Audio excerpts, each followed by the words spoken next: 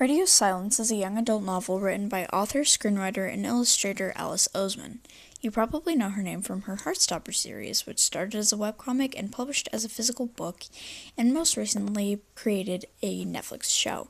Heartstopper is a slice-of-life gay romance that focuses on Charlie Spring and Nick Nelson. Radio Silence focuses on Charlie's friend Aled Last. I've been a huge fan of Aled since I saw him in Heartstopper, and when I learned Alice wrote a book on him, I genuinely overreacted. I love him. This is Radio Silence. Spoilers for the book. The main character of this book is Frances Genevere. She's an overachiever and a closeted nerd. Well, she's an obvious book nerd, but she hides that she's a sci-fi nerd from all of her friends. The book opens up with her and a character named Carice Last on the bus. Apparently their school burnt down.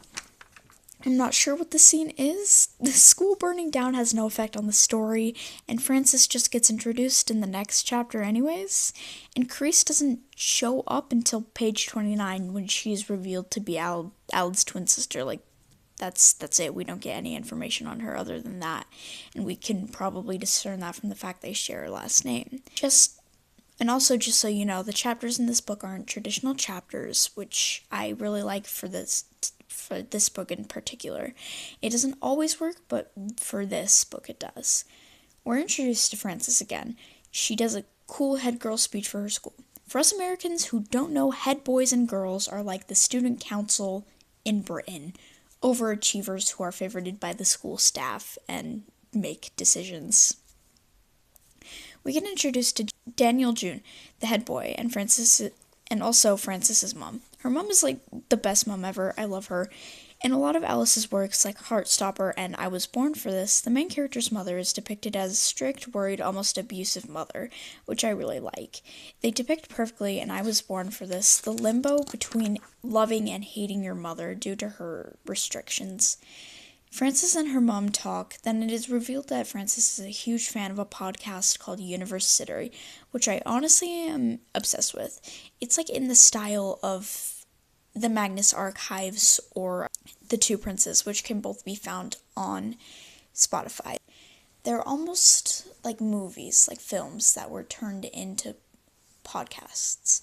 They're really fun. I love them. But the transcripts, quote-unquote, of the episodes are included in the book and have some of the best quotes ever.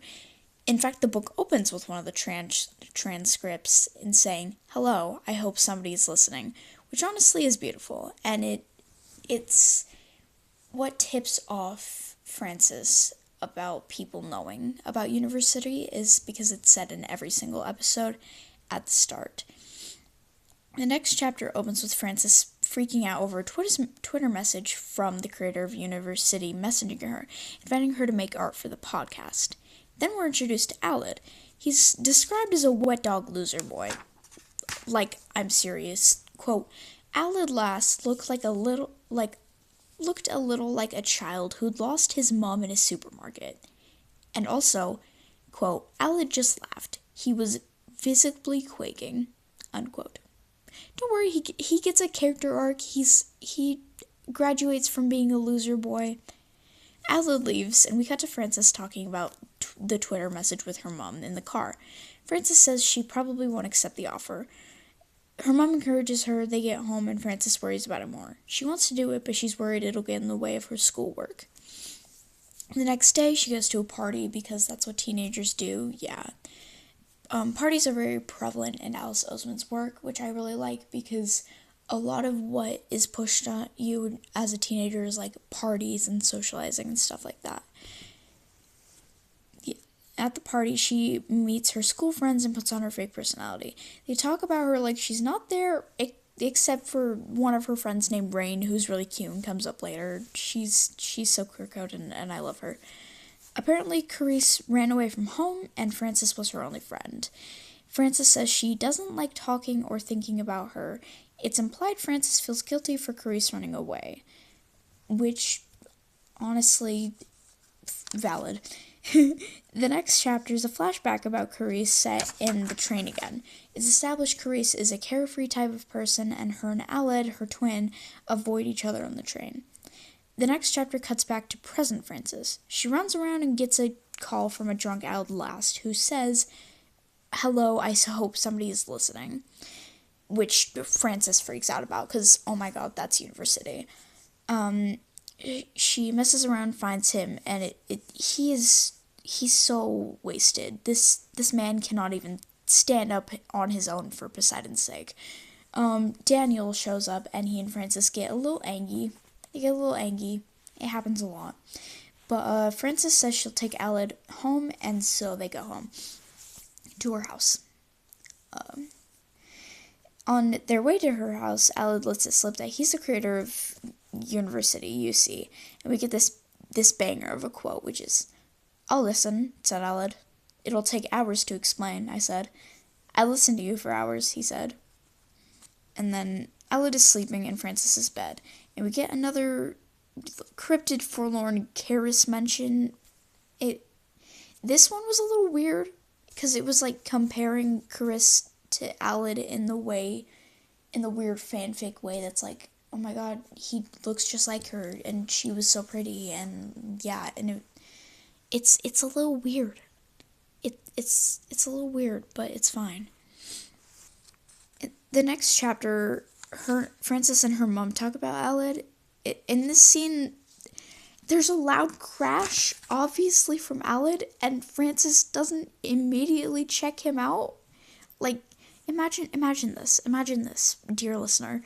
You took a blackout drunk person to your house, left him in your room for the night, and in the morning you hear something strange and don't ensure his safety. You barely know this man. You've seen him like 3 times.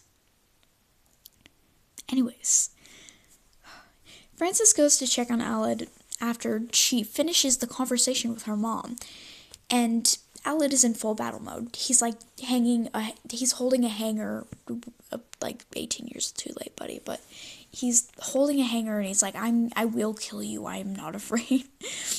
Frances explains the previous night to him. There's a Welcome to Night Vale mention, which is pretty whack. I love Welcome to Night Vale. And they talk about UC and clothes and crap. It's really cute, but really long, and I don't care recapping it. It's just fluff. It's just fluff, you guys. It's fine. There's 2 more pages about Carice, which ends with Frances saying, quote, "I was blinded and I failed, and I'm never letting that happen again," unquote. Which feels a little like one of those recommended D&D Beyond character flaws, or Alice went on that one website for writing trauma and copied it verbatim. It does sort of break the show don't tell rule, and I feel they could have shown that better. In a lot of scenes, Frances just gives up instead of pushing forward and trying more to keep people close to her, which goes directly against that statement that was previously stated, but that's fine. Because it's excused. There's another transcript, and Aled and Frances text. Frances considers telling Aled she's the artist he reached out to, but doesn't. The 2 talk about clothes again. Frances mopes about her school friends. I do relate to her in the way that she has to keep up this personality because she's afraid her friends wouldn't like, quote, real Frances. It's very common, and no one really talks about how difficult it really is to just keep up this front and to be afraid with the people you should actually trust. Frances vents to Aled, and he offers to tutor her. He sneaks out of his house and tutors her, which honestly is really cute. Like, he's in his kooky little pajamas, his kooky little nerd boy pajamas, scales down his window and goes and teaches her math. I think it's quadrobics. No. Quadratics. Math. Very smart. She tells him he's the artist, and they talk about it. Aled is dubious at first, then eases into it. It's better explained in the book, but, The next chapter is a Carice chapter. Again, we establish Carice as a lesbian, and Frances is bisexual. And Frances kissed her and ruined the friendship. Daniel talks to Frances about Aled in college, and Alice writes my biggest pet peeve ever. It's mostly used in horror stories or simple horror stories, and it's the little phrase, "if I'd known then what I know now." I know it's used to create suspense, but it just, kind of pisses me off. It's a little like the author is saying, oh, look at young naive me, I've come so far. It falls into the show don't tell category in a way. I don't need you to point out your character has an arc. I should be able to see that in your book and be able to tell that the character is going to have an arc. That's the point of your book, is so your characters can have arcs and grow as people. And by this point, we're only 109 pages in, and this book is, 800 pages? I'm not sure. But Aled and Francis meet up, and they go to his beautiful room, which is illustrated in the cover. They do some UC stuff. There's a radio ad mention, and they have a conversation I really like. Quote, you can't just have radio in, masculine clothes with a skinny feminine body. That's such a stereotypical view of androgyny. People can still be agender if they wear skirts and have beards and stuff, unquote. Which, honestly, snaps for that, Alice, thank you. But then Francis just looks around in his closet after he leaves the room.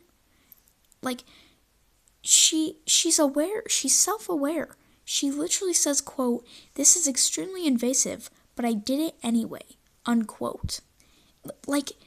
She literally had a whole paragraph in the last chapter about how she is scared of people looking through her room and finding stuff about her, and then she goes through Aled's? What the actual fuck? Why did she do this? I get the whole being self-aware and not being able to change thing. That's very me. But it doesn't make sense to me because Frances is a very well put together person, and she is very controlled. She does have control of her actions most of the time, but this isn't a stressed situation where she can't control her actions. It's just weird. She just does it. And Aled's cute, and he has cute clothes. That's all that comes from this. They talk about clothes again, and they're cute, and they're cringe, and I love it. Aled and Francis be cute and cringe again in this chapter. By the way, I use cringe as they express the parts of themselves that society wouldn't accept, like they like kids' movies and talking to yourself. I myself am a connoisseur of cringe. Okay, you can't. Don't sue me, please. I have no money. Aled gets sick, and they're cute again. Crease chapter, transcript, mum chapter, and jump scare. Aled's mum is a little weird. Not the good kind. That I don't think you should be a mum kind. Some people are good people and bad parents. Some people are good people and good parents. Some people are bad people and bad parents. And Aled's mum is a bad people and a bad parent. Aled is so relatable in the scene because when his mom is talking to Francis, he's very cautious and wants to separate them as fast as possible. Before this, we've never had a scene with Francis and his mom together before, and he's always very cautious about making sure Francis isn't over when his mom is over in the house. When Aled and Francis go on a walk after Francis is done talking to his mom, this conversation happens. Aled, I just really didn't want you to meet her. Francis, why? She seems fine. For a parent governor. Aled, oh yeah, she seems fine. His voice is described as dripping with a bitterness I hadn't heard from him before. It's just perfectly encapsulates this kind of, my mom could be worse. She could be worse. But I have it good, so I shouldn't complain. I don't know, I just love his character. Then they're cute again after that. They hold hands and run in the rain, and they're really cute. UC stuff, Aled lore. Aled has a character in UC named February Friday, who he writes, quote, letters to. They're nonsensical and no one knows who they're to. Aled doesn't tell Francis. She asks who it is, and he's like, I think that should just stay a secret. And she's like, cool. There's a transcript I love that has the line, quote, I'm shouting so loudly but you never turn around to see me. Perhaps it is I who have already exploded, unquote. It's in a letter to February Friday. It's honestly just beautiful. The next chapter reveals it's Alad's birthday. Yippee, happy birthday, baby girl. School stuff, some Carice stuff, more of the, oh, I miss her so much.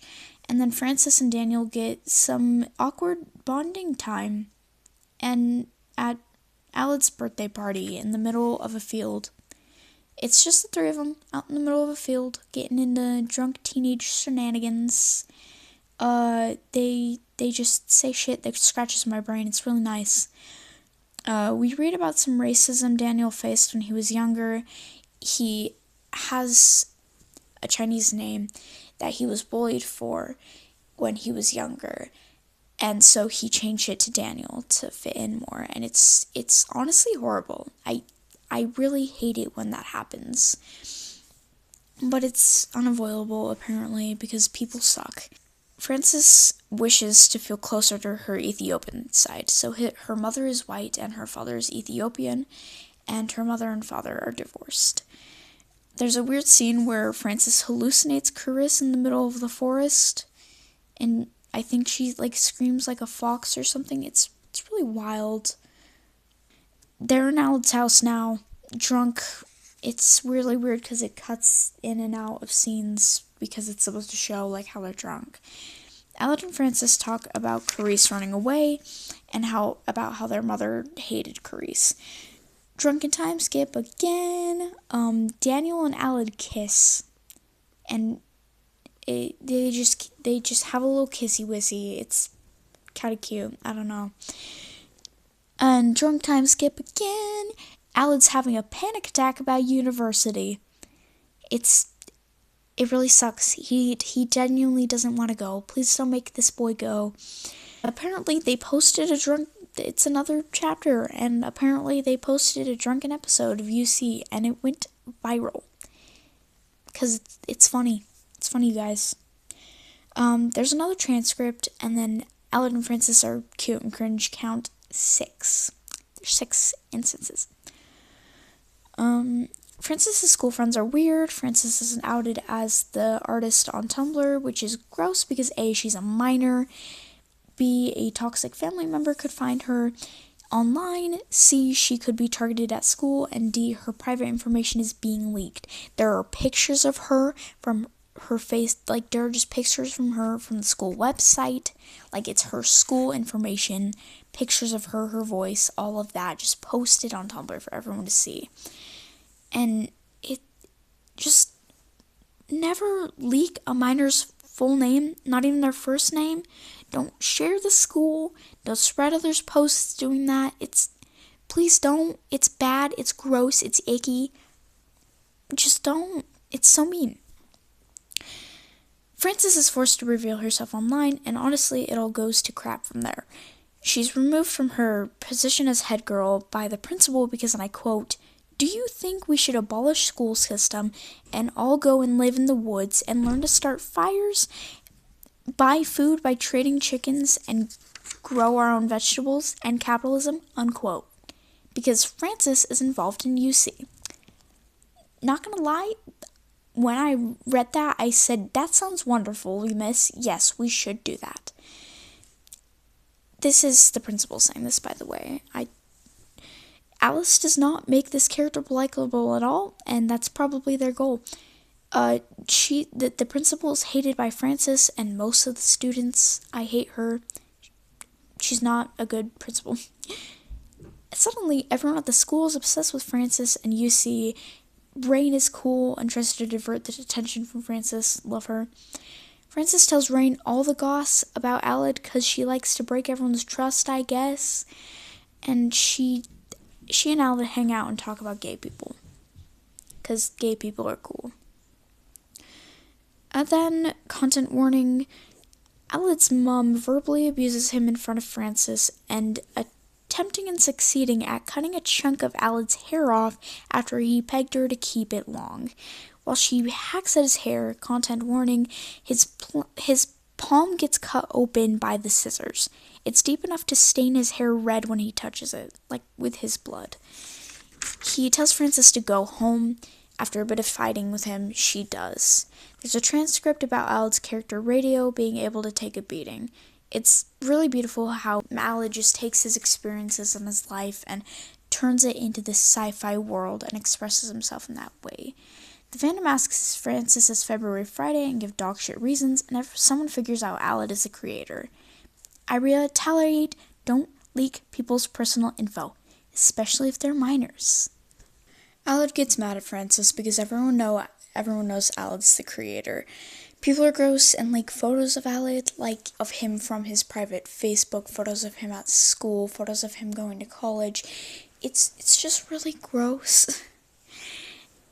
I hate it, but Alad gets mad at Frances because one of the reasons he wanted to keep his identity a secret is because of the mystery of not knowing who the creator is, not knowing if this is real or fake, just the mystery and the beauty of it, and also to just keep it a secret from people who are going to harass him for, like his mother or past bullies. Yeah. Rain and Frances have some bonding time. They go to a party and get drunk again. Frances spots Alad in an alleyway while everyone goes out for smoke breaks, but Alad's just out there just to get it away from the party. Frances goes out there because it's cooler out there, and they get in a fight. They get in a verbal confrontation, and Daniel and Rain have to step in because Alad is just upset and yelling, and Frances is trying to explain, but she's not doing it very well. She's very drunk. We have the 5 chapters of Alad ghosting Frances and also school happening. Then Alad receives death threats from right-wing middle-aged men for, making art. Because, they always gotta do that. And the art is a sci-fi podcast about a person crying out for help. People just want to make fun of things to be horrible. A heart-wrenching transcript, which made me think a lot about homophobia, ableism, racism, and classism, it was beautiful because it goes like this. Quote, "I can see you now, having a right old laugh to yourselves while we're here, slowly dying from the city's fumes, being murdered in our sleep. I bet you have the power to contact us, but you can't be bothered." Unquote. School, depression, another transcript, all of this happens. Quote, "I'd like it if someone were to rescue me soon. I'd like that very much indeed." Unquote. Rain drives Daniel and Frances to Cambridge for the college application interviews. Cambridge is from what I've read in Alice's works, it's a very prestigious British school. I don't know what to compare it to in the US except for Yale or Harvard, something like that. All you need to know is Rain is cool and Frances is really bad at her interview. And in the middle, she realizes she doesn't want to be a lit major. She doesn't want to do literature. And she just doesn't want to go to this college. She's been working towards it her whole life, but she just doesn't want it. It's very well written. This scene is very well written, and I just love it. But Daniel's a real one with some gifted kid burnout, and he's just overall a very human character. We don't see much of him, but I do, in fact, I love him very much. He drops some Alad lore and cries and talks about homophobia and heteronormative bullcrap. Frances is a little toxically positive in this situation. I know we should always uplift people, uplift our friends, always try and be positive, but sometimes you just need to let people vent, and feelings just need to be feelings sometimes. But yeah, I don't know. She just felt a lot in this situation like some of the toxically positive people I've known in my life, but we get some crumbs of transcript where Alad says he's tired and wishes February Friday were with him. Frances gets worried because he sounds like he's gonna do something drastic. Like, she says that she's worried he's going to do something drastic. Francis goes to Alad's house to check on him, but he's still at uni, which is a little strange because it's, the Christmas holiday. But his mom is really just salty and passive aggressive, and then she's like, oh, I cleaned his room so when he comes back he can focus on uni still instead of his messy room. And Francis is like, okay. And so his mom shows her, and this is his old room, and it's from the cover, but she has completely ruined it. The color of the walls, the carpet, the sheets, like postcards, fairy lights, everything, it's just gone. Alad at one point made a mural on his ceiling of a galaxy that he put a lot of time into, and she painted over that. Alad's mom painted over that. And Frances is just bewildered. She's flabbergasted. She's offended. And she can't tell her because, adult figure. But the rest of the chapters, Frances starts having anxiety attacks, and then at one point she finally manages to get in touch with Alad. He agrees to stay at her place for the Christmas holiday so they can, talk. When he arrives, he's all on his nerd drip, and his hair is at shoulder length now, and he dyed the ends pink. It's so girly pop of him. I love him so much. Him and Francis talk a little bit, and then he goes to talk to his mom, who, content warning, put down his dog. Alad grew up with this dog. The dog is mentioned so many times, and Alad's mom just killed the dog because she didn't want to care for him anymore. Alad is having a panic attack when Francis goes to find him.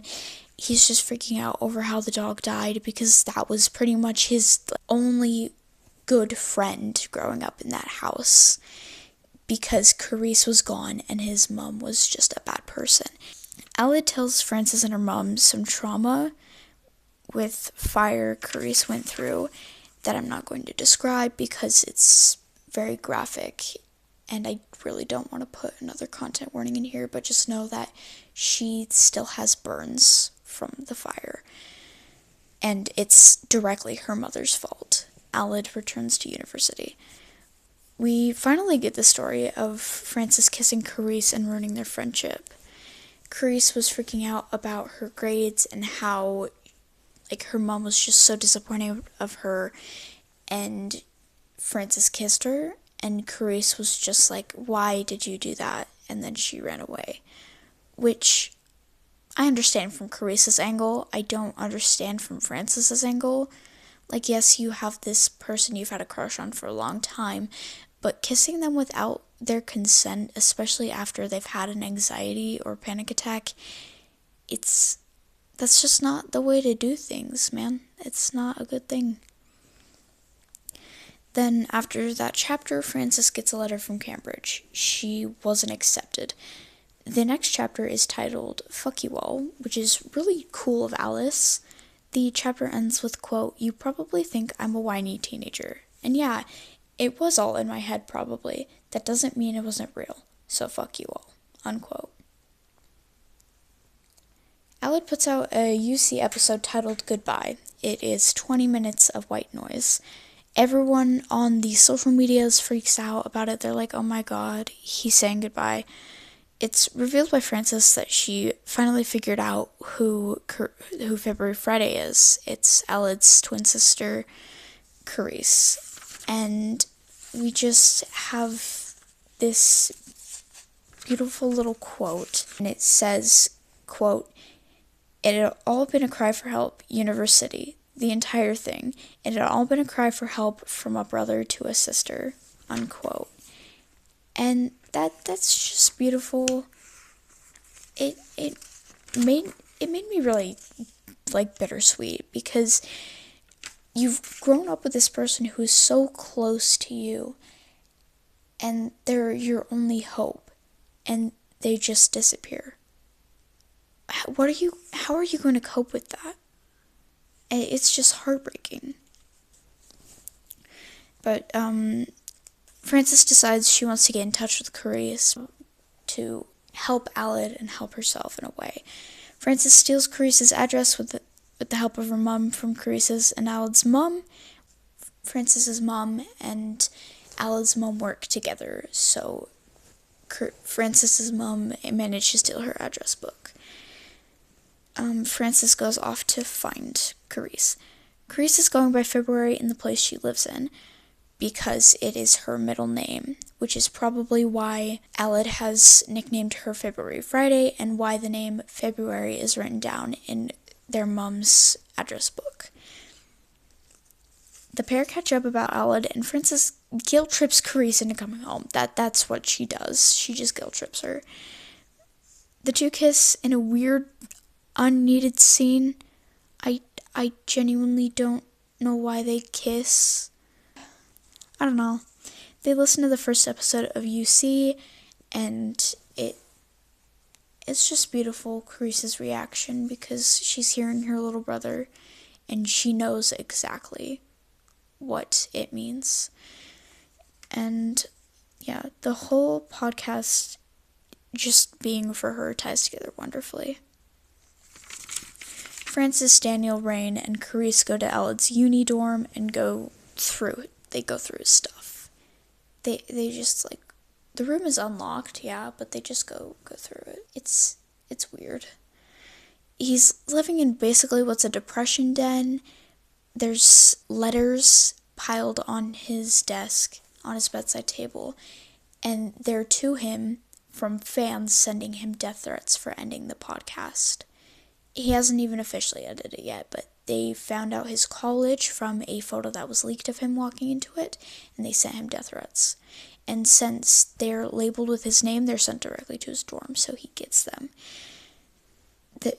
He also left his phone powered off since January. I think it isn't clear what time it is in, but it does say spring term, so I'm assuming it's like April. There's like garbage all over the floor. It's dark in there, and they're all just horrified. Aled comes in and is rightfully flabbergasted by the crowd in his room, and he just books it. He just runs off. And, that's perfectly valid. Frances chases him into a bar. They hug, talk, and go back to the hotel. It's beautiful. Carice and Aled make up. Then Aled's mom shows up and basically kidnaps him. Like, she guilt trips and gaslights him into coming back home with her. She basically is like, you're not gonna get through college, you're not gonna get a job. And so he feels like his only choice is to go back to her. When the four realize she's kidnapped him, they chase the two and bring Aled back before he can get on a train, which is pretty dope. The book ends with Aled doing a live show for a YouTube convention for like a live episode of University. He has full pink hair and he's on stage in front of thousands of fans, and he has a beautiful guitar. And Frances is watching him with a letter that says she is accepted into the arts college of her choice. This segment is called Summer. So I only really have 4 problems I want to talk about. One is I don't like Frances. This is kind of 2 parts. Unlike in Alice's other works, I immediately did not like Frances like I liked Georgia in Loveless, or warm up to her like Charlie in Heartstopper. I just didn't like her. She did a good job in moving the plot forward, and I know it wouldn't be the same with anyone else as the protagonist, but she felt really shallow. The second part is her character was wildly inconsistent. She was very stubborn in some places, or very just lets it go in others. she's self-aware and does bad things, or she's not self-aware and does bad things. I know from personal experience, being a mentally ill person and having family members and friends being mentally ill, that you're going to be wildly different.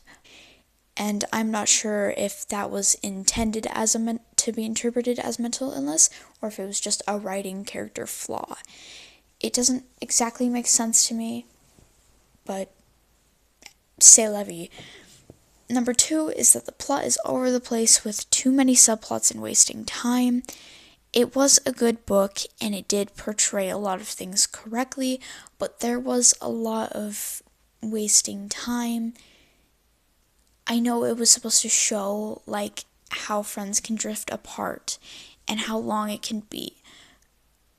But if you sit there describing how lonely Frances feels 3 times in one segment, it's gonna get a little repetitive, and it's just gonna fill up useless space. Like, a lot of bonding, the characters bonding, and also just talking more about Aled and his problems with his family could fill those empty scenes. This is the 3rd trigger warning, so if you are going to get triggered by this, you can skip the rest of the video. It's just the rest of the video is going to be me talking about this. Okay. While I do like the scene where they pull him from his mother, I would like to see something else. I don't see many forms of media showing survivors of suicide attempts, and if I do, they're usually not very accurate. And I think we should show that more, because people who have recovered from suicide attempt and or suicidal ideation are some of the strongest people I know, some of the strongest people on this planet. And we need to address that more, because there is a lot, we are releasing a lot of the stigma around mental health, but we're not relieving a lot of the stigma around surviving mental health and coming through it. Like survivors of mental health issues, those on medication, survivors of traumatic events. We just need to represent them more and let them know that they are important to everyone and important to society, and that they still deserve to be here. They deserve to be here no matter who they are. Many times in the book, they hint at Aled committing with lines like, quote, "He sounded like he wanted to die. I still couldn't stop thinking about him doing something more serious. He's been acting a bit strangely. I can't go home. I hate it here too. Nowhere to go, no one to help me. Something was wrong," unquote. Those are all different quotes, by the way. I think it would have been a good concept to handle.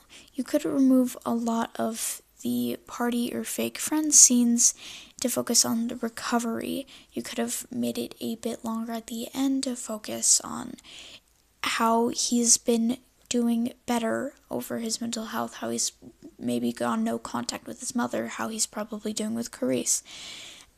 But I do like the book the way that it is. Thank you all for watching or listening. This book is Radio Silence by Alice Oseman. I do recommend checking out this book and all their other works, especially Loveless this winter, if you read the Heartstopper series, or I Was Born for This. Those 3 are probably my favorite of their books. Alice Oseman does, the last I've heard, use she, her, and they, them pronouns. And you can find Radio Silence on the Libby app, your local library, or Walmart. Have a nice day, everyone, and stay safe out there.